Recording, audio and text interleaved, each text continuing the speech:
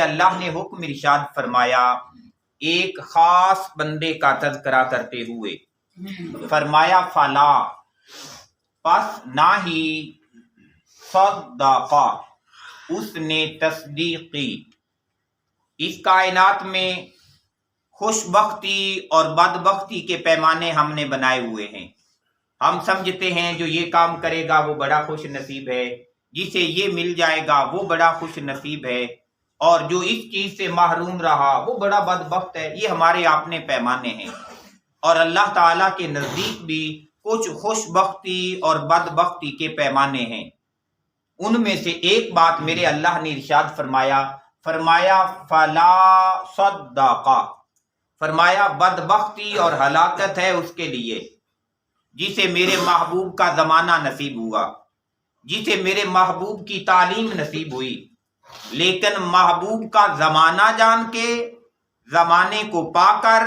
اس نے محبوب کی تعلیم پر ایمان نہیں لایا، فرمایا بدبخت ہے بڑا۔ یا جسے محبوب کی تعلیمات نصیب ہوئیں اور اس نے محبوب کی تعلیمات کو قبول نہیں کیا، تو فرمایا وہ بہت بڑا بدبخت ہے۔ فرمایا فلا صدقہ، کہ بدبختی اور ہلاکت ہے اس کے لیے کہ اس نے محبوب کی تعلیمات کی تصدیق نہیں کی، کیونکہ اگر وہ محبوب کی تعلیمات کو مان لیتا نا تو بڑے بڑے انعامات اس کے حصے میں آ جانے تھے۔ ان انعامات میں سے ایک انعام یہ ہے، فرمایا ولا صلا، کہ اگر وہ مان لیتا تو نماز اس کے حصے میں آ جانی تھی، وہ نماز کے جس کے پڑھ لینے سے زندگی بھر کے گناہ معاف ہو جاتے ہیں۔ اب اس نے تعلیم کو قبول نہیں کیا تو فرمایا اس کے ساتھ ولا صلا، اس نے نماز بھی نہیں پڑھی۔ تو یہ دوہری ہلاکت اور دوہری بربادی ہو گئی اس بندے کے لیے جو نبی کی تعلیمات سے منہ موڑ لیتا ہے۔ گویا نبی کی تعلیمات سے دور رہنا اور نبی کے دیے ہوئے احکامات سے دور رہنا یہ ہلاکت اور بربادی کا ذریعہ ہے۔ اس وجہ سے ہمیں زندگی میں ہر لمحے پہ کوشش کرنی چاہیے کہ ہماری زندگی کا لمحہ اللہ اور اس کے رسول کی تعلیمات کے مطابق بسر ہونا چاہیے۔ پھر ارشاد فرمایا ولیکن، بلکہ، لیکن کذبا، اس نے تکذیب کی، اس نے جھٹلا دیا۔ وہ جو محبوب نے باتیں ارشاد فرمائی چہ جائے کہ انہیں قبول کر لیتا، عزت پا جاتا، لیکن اس نے نبی کی باتوں کا انکار کر دیا، اور انکار کرنے کے ساتھ ساتھ وتولا، اور منہ پھیر لیا اس تعلیم سے، اس ہدایت سے جو بندے کی کامیابی اور کامرانی کی ضامن تھی،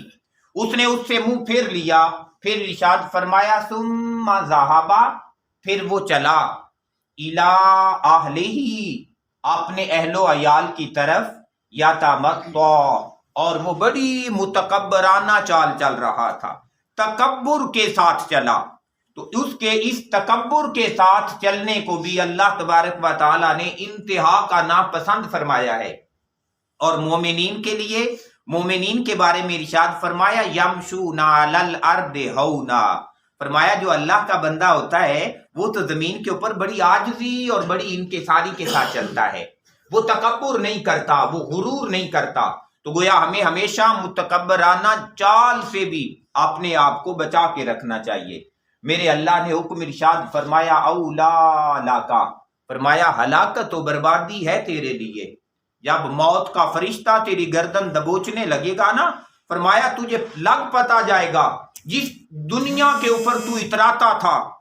جس دنیا کے مال و متاع کی وجہ سے تو تکبر اور غرور کیا کرتا تھا، تو جب موت کا فرشتہ گردن دبوچنے لگے گا، فرمایا تجھے لگ پتا جائے گا کہ وہ سب کچھ پیچھے رہ گیا ہے اور اب تیرا آگے کی طرف کوچ ہونے لگا ہے۔ فرمایا اس وقت تیرے لیے ہلاکت اور بربادی ہے۔ پھر ارشاد فرمایا فاولا،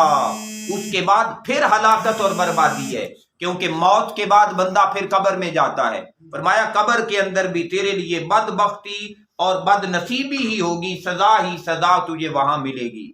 پھر ارشاد فرمایا ثم اولا، پھر اس کے لیے ہلاکت اور بربادی ہوگی، کیونکہ پھر ایک دن آ جائے گا قیامت کا دن، اللہ کے حضور حاضری کا دن، وہ جو قیامت کے دن میں حاضر کیا جائے گا، فرمایا اس روز بھی اس کے لیے ہلاکت اور بربادی ہے، اور یہ اس کے لیے تیسری سزا ہے۔ پھر میرے اللہ نے حکم ارشاد فرمایا فاولا،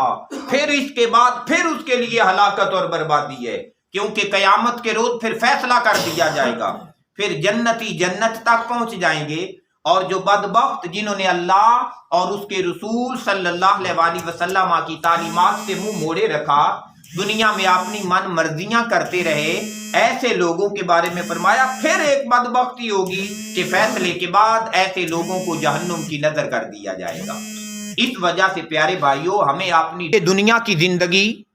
اللہ کی رضا اور خوشنودی میں بسر ہو رہی ہے،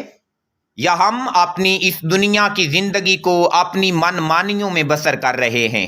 یقیناً جو من مانی کی زندگی گزارے گا وہ اس دنیا میں بھی پریشان ہوگا اور آخرت کی پریشانی بھی اس کا مقدر ہوگی، لیکن جس نے اس دنیا کی آزمائشوں کو سینے سے لگایا، اللہ اور اس کے رسول کی تعلیمات سے پیچھے نہ ہٹا، اس کے لیے مرتے وقت بھی انعام ہوگا، اس کے لیے قبر میں بھی انعام ہوگا، اور آخرت کے اندر بھی ساری عزتیں میرا اللہ اس بندے کو عطا فرما دے گا۔ اللہ تعالیٰ سے دعا ہے میرا اللہ ہمیں قرآن کا فہم نصیب فرمائے اور اس کے مطابق اپنی زندگی کو بدلنے کی سعادت عطا فرمائے۔ اللہ